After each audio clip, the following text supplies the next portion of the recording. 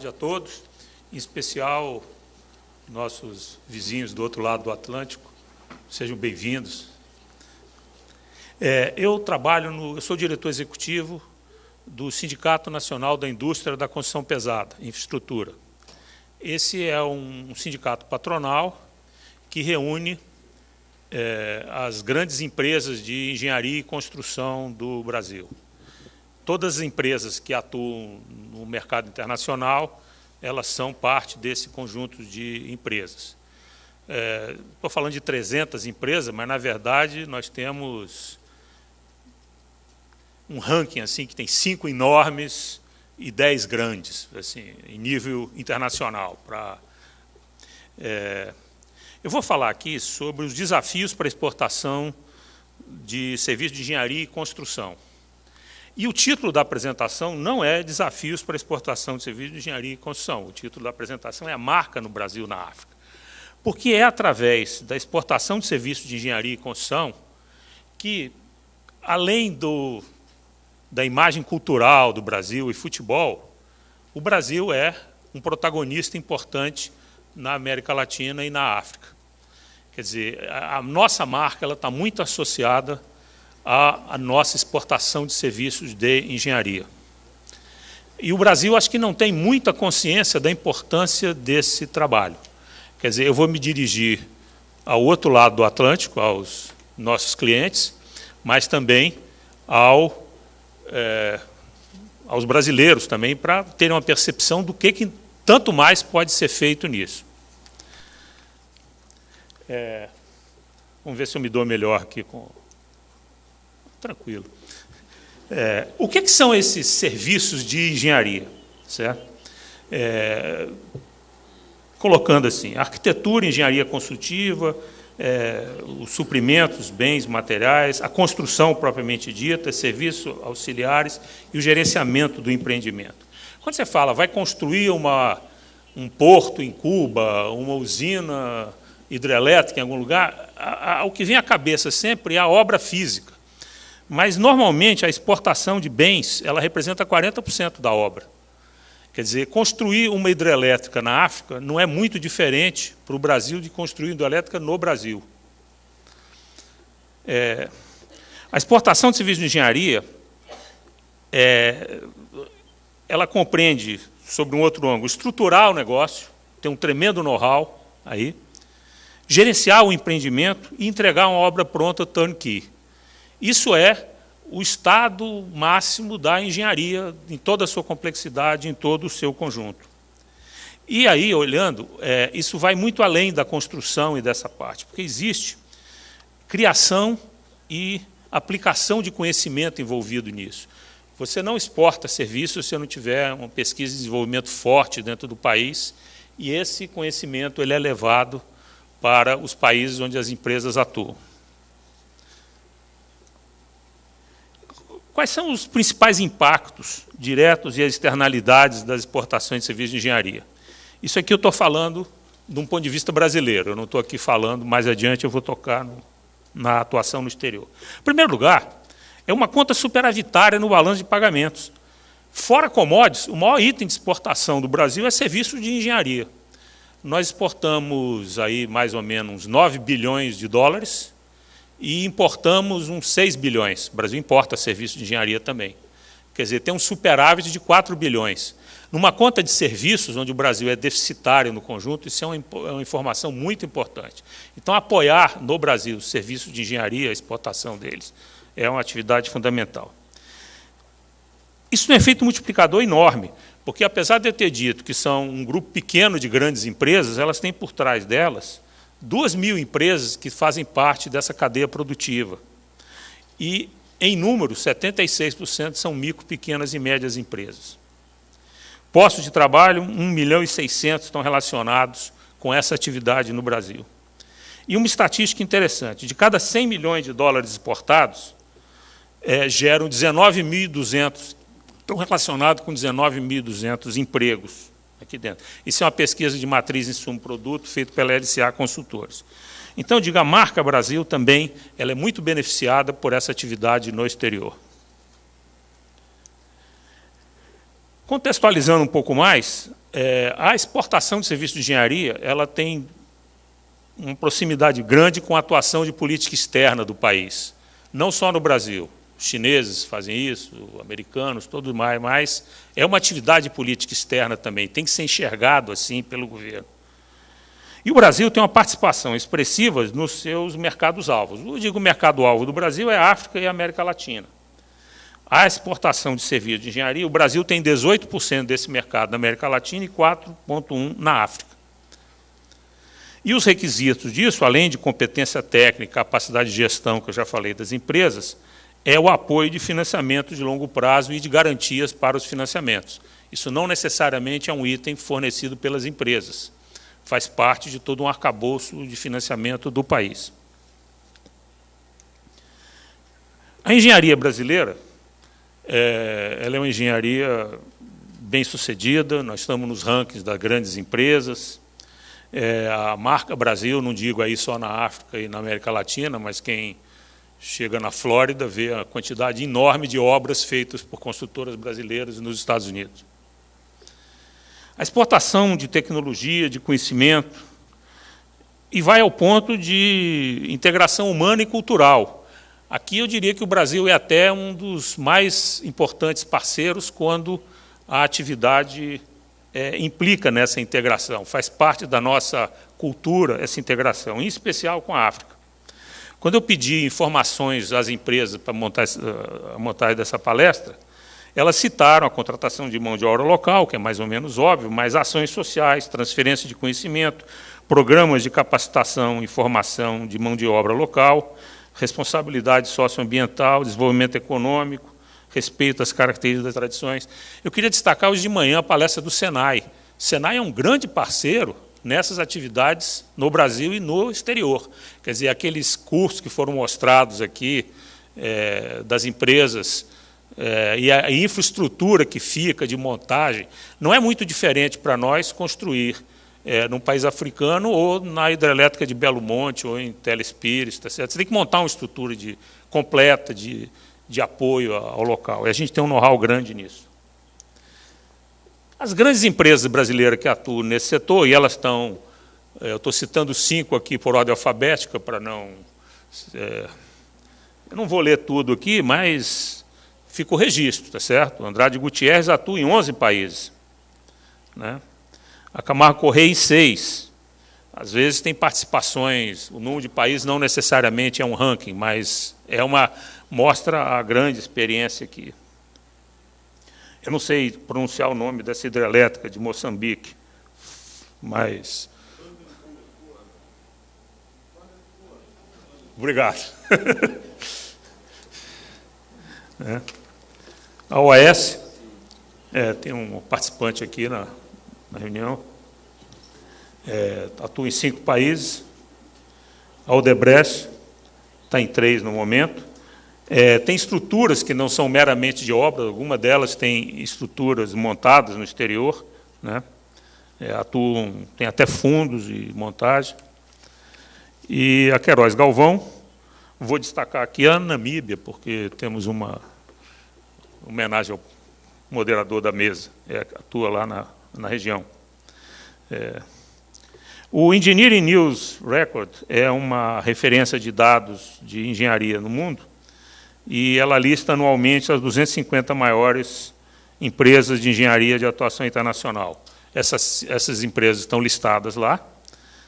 Uma delas está entre as 20 maiores do mundo. E já temos, alguns outros anos, outras empresas aparecem. A Galvão Engenharia, Mendes Júnior, já estiveram nessa lista. Nós temos um potencial de exportação de serviços para a África muito grande. Obviamente, pela necessidade de investimentos no continente africano, em todas as áreas. É um desafio de infraestrutura maior do que o do Brasil, que é enorme. O Brasil tem que investir 100 bilhões de infraestrutura por ano para ficar no passo que precisa. A participação do comércio com a África, só para situar aqui, a África representa 4,8% das exportações do Brasil e 6,8% das importações. Nos casos de serviços de infraestrutura e de engenharia, a África tem uma participação dentro desse item de 19%. Quer dizer, 19% das nossas exportações de serviços de engenharia são para a África. E eu comparei aqui, porque o maior número está na América Latina. 75% das nossas exportações são para a América Latina. Nós temos um ganho aqui de proximidade sociocultural, histórico, de relação institucional, comercial e político, que é o maior que tem. Nenhum país tem essa relação com a África que nós temos. Ela é histórica e natural. Mas o Brasil só detém 4,1% do mercado africano de serviços de engenharia. Esse é um mercado extremamente competitivo. O grande player nos últimos anos é a China. Se ela não tem a afinidade natural que nós temos com a África, eles têm financiamento seguro e garantia, tá certo? Que é uma coisa que ajuda muito a tocar as obras. Na verdade, se olhar do ponto de vista do Brasil, você não precisa de que necessariamente recursos, às vezes são meios seguros para as operações, o mercado pode prover isso.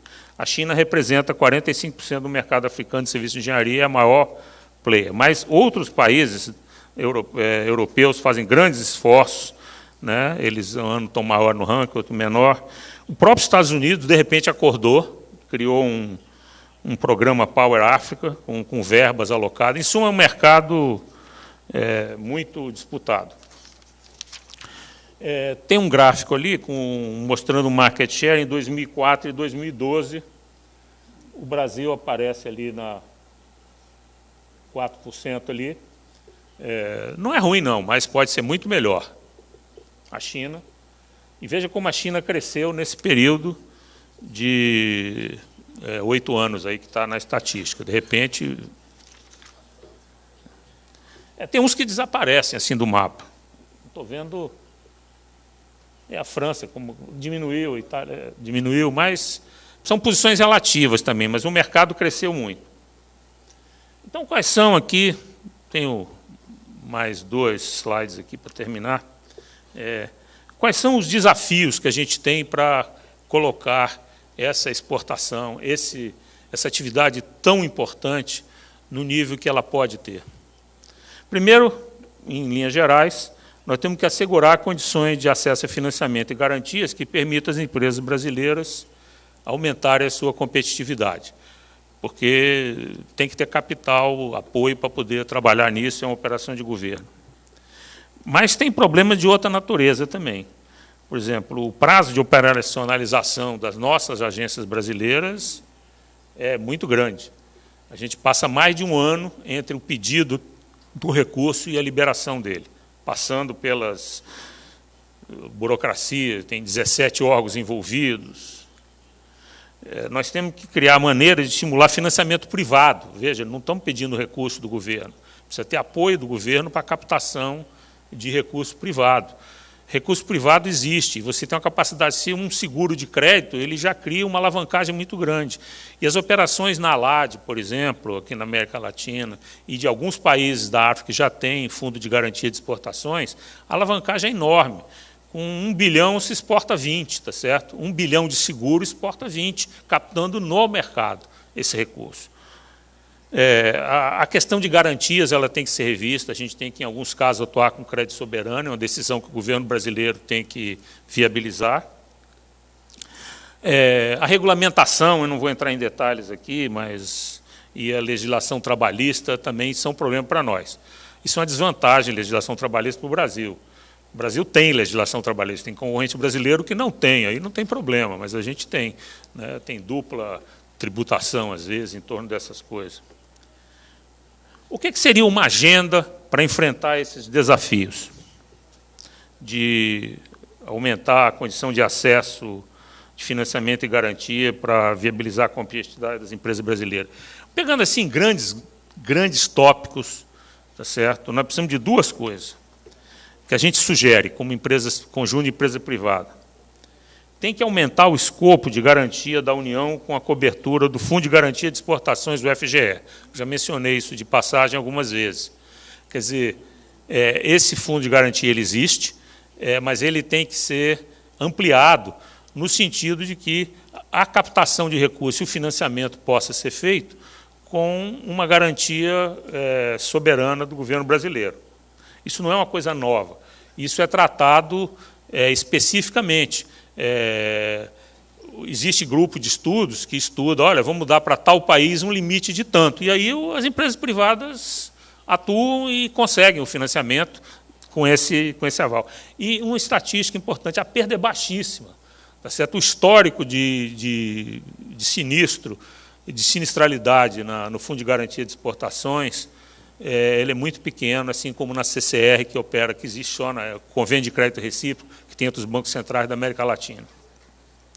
Segunda coisa é aperfeiçoar o normativo. Ele é confuso e não dá segurança. Quer dizer, apesar da gente ter uma estrutura extremamente burocrática, ela não está bem arrumada. Quer dizer, não tem informatização. Parte do atraso é devido a esses problemas de uma regulamentação mais clara, mais objetiva e segura. Porque quando tem uma regra bem clara, transparente, é mais fácil operar. A gente ainda está... Um outro que está relacionado com isso, como é que o governo pode... Existe um grupo técnico de estudo estratégico de comércio exterior, o GTEX.